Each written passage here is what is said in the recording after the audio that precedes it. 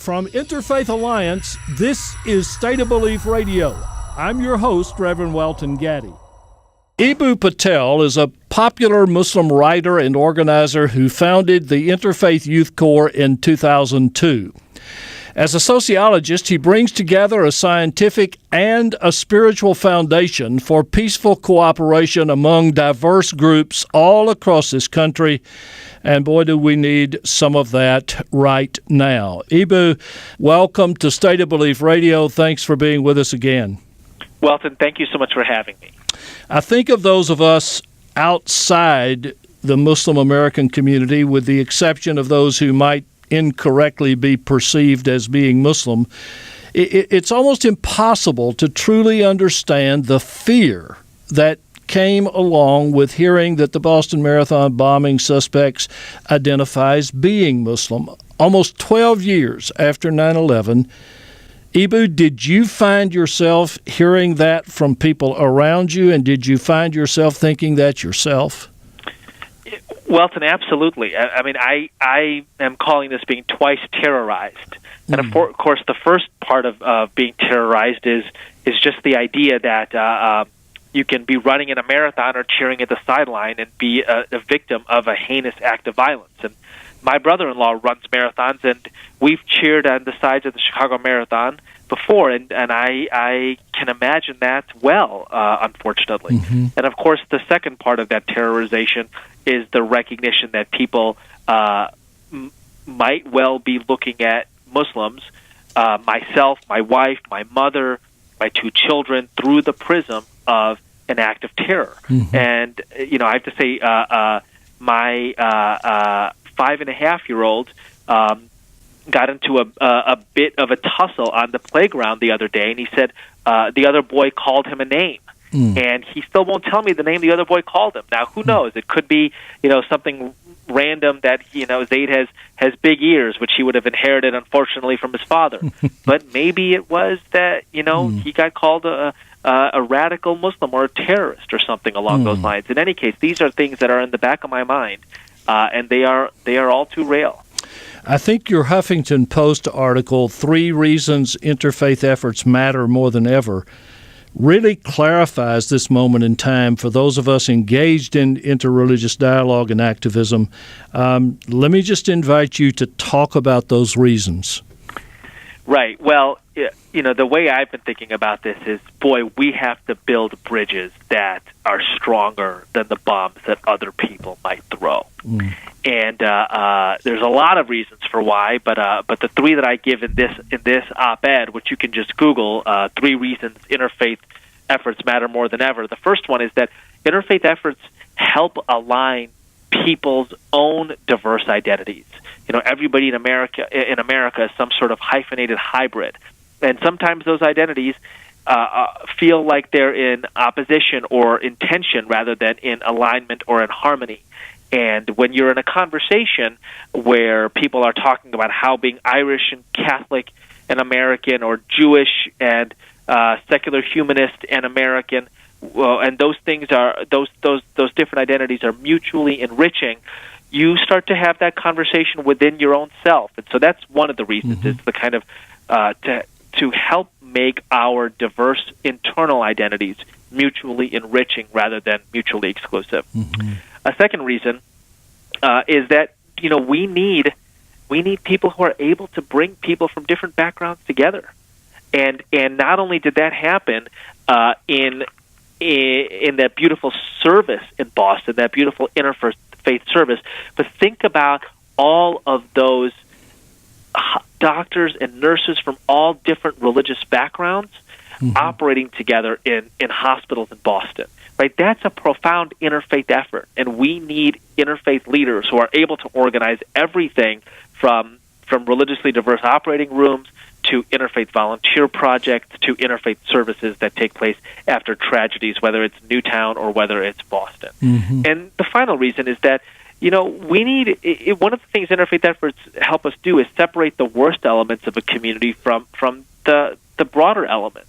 And so if if the only time you ever think or hear about Muslims is when the evening news comes on and it's reporting on some terrorist incident, then you might well look at my sons, who are 3 and almost 6, through the prism of terrorism. Mm-hmm. But if you know plenty about Muslims, then you are far more likely to look at terrorists who twist Islam as outliers, as actually in violation of the tradition, than as somehow representative. So for those 3 reasons, I think that those of us who are organizing interfaith programs, and that's just about everybody listening to this show, which is one of the reasons I love you doing this show, Welton. Well, thank you. I think we ought to feel emboldened to stand up, to speak out, and to build bridges.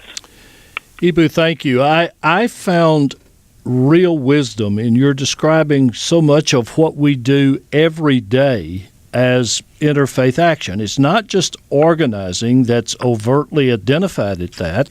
It's many, many encounters that most of us have during a given day that reinforce not just the acceptance of others who may have different beliefs and faith traditions, but the essentialness of these people. Talk about that. You have begun by talking about it in what happened in the hospitals, but drive home, if you will, the point that all of us are part of this coming together movement. We don't have to be officially designated for it.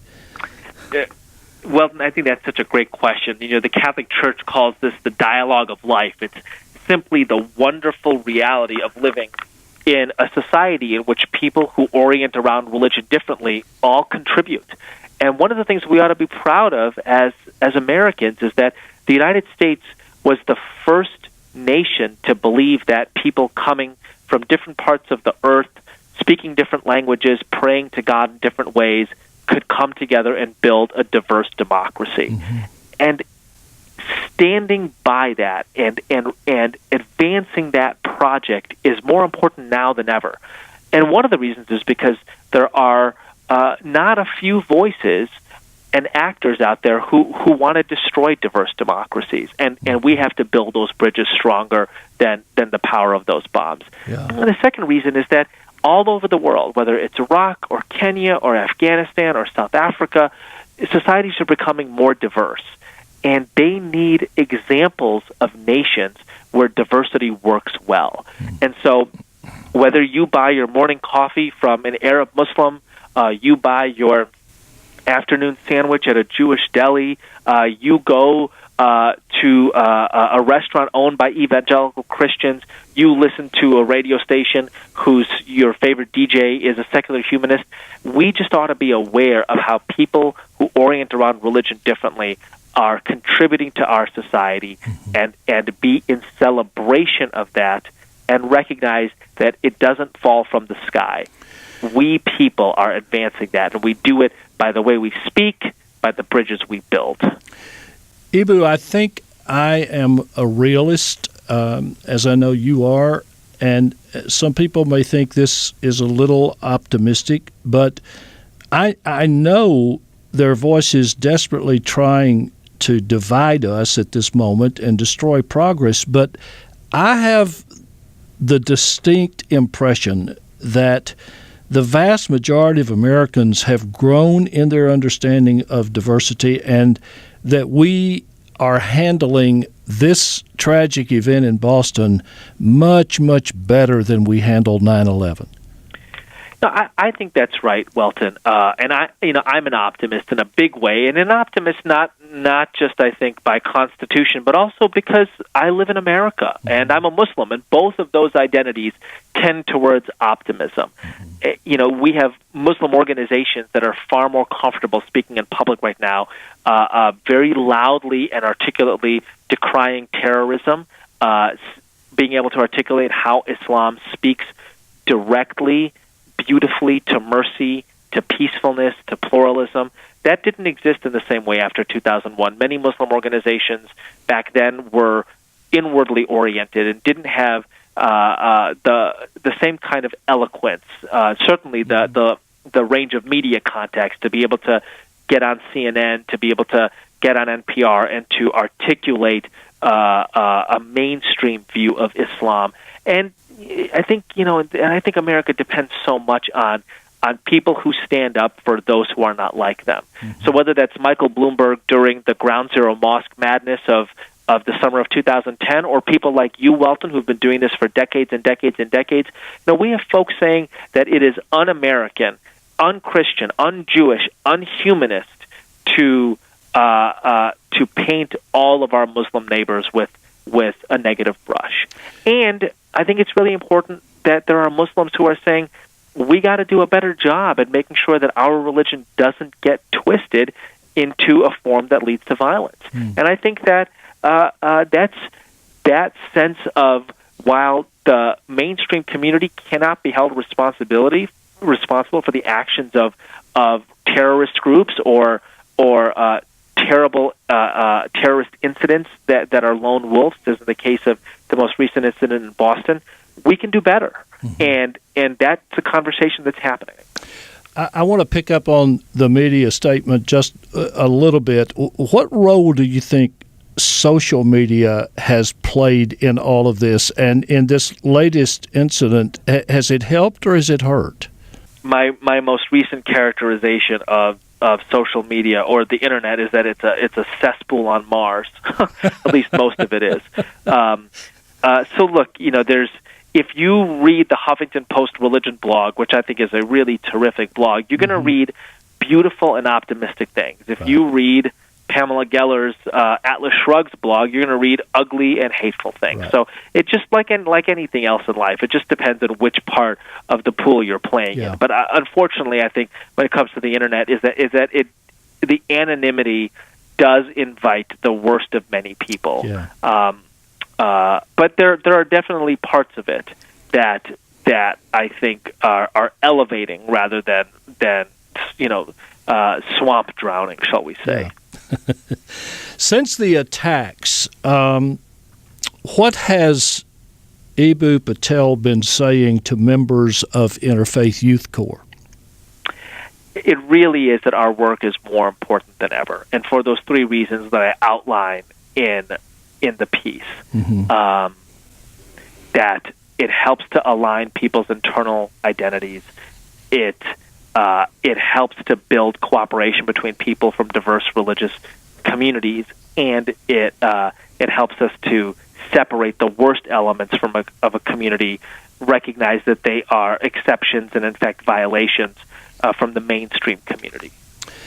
Eboo, how can all of us who are not Muslims be most helpful to our Muslim sisters and brothers during this time? I think it's really important to tell stories of individual Muslims who are models of mercy and pluralism and kind of dignity, right? And I think that matters more than any abstract concept, however important those abstract concepts, mercy and pluralism, are in Islam. Saying, my doctor's a Muslim, and I've known him for 40 years, and he helped me through this really difficult time. Or my colleague at my accounting firm is a Muslim, and she's the one who's got her door open, and you can walk into her door, and she'll help you with an issue whenever she can, whenever possible, and it's never something that she takes credit for. It's always something that is always done for the good of her colleagues. So to tell stories of individual Muslims in our lives, I think, is really important. There is no substitute for interpersonal relationships between people who are different, and you've just underscored that, and I know that you work on it all the time. I think that's the social science bears this out. Robert Putnam and David Campbell's recent book, American Grace, the idea that America is a relatively tolerant nation. Although I'm not crazy about that term, it's certainly better than intolerant, because so many of us know people from other backgrounds, and I think this is the case with this is how Catholics went from being a group that was dramatically experienced dramatic prejudice in America to one that is now viewed very favorably. Same with Jews. Increasingly about the LGBT community, and I think it's going to be the same with Muslims. The more that we get to know Muslims personally and have admiration for them in our personal lives, the more it will lead to a broader acceptance of them in within the society, and a recognition that people who do terrible things in the name of the tradition are violations of that tradition and not representatives of it. Eboo Patel is a popular Muslim writer and activist who founded Interfaith Youth Corps in 2002. His Huffington Post article is important reading. It's titled 3 Reasons Interfaith Efforts Matter More Than Ever. You can look up Eboo and find a lot of writings from him that you will find very helpful as you introduce yourself or go deeper into the literature of interfaith relationships. We'll have that article, by the way, on stateofbelief.com if you want to go there to look it up. Eboo, I'm always grateful for the work that you're doing, and to take time out of a really busy schedule to be with us on State of Belief Radio evokes a lot of thanksgiving. I appreciate you doing it. Appreciate you, Welton. Appreciate all your listeners.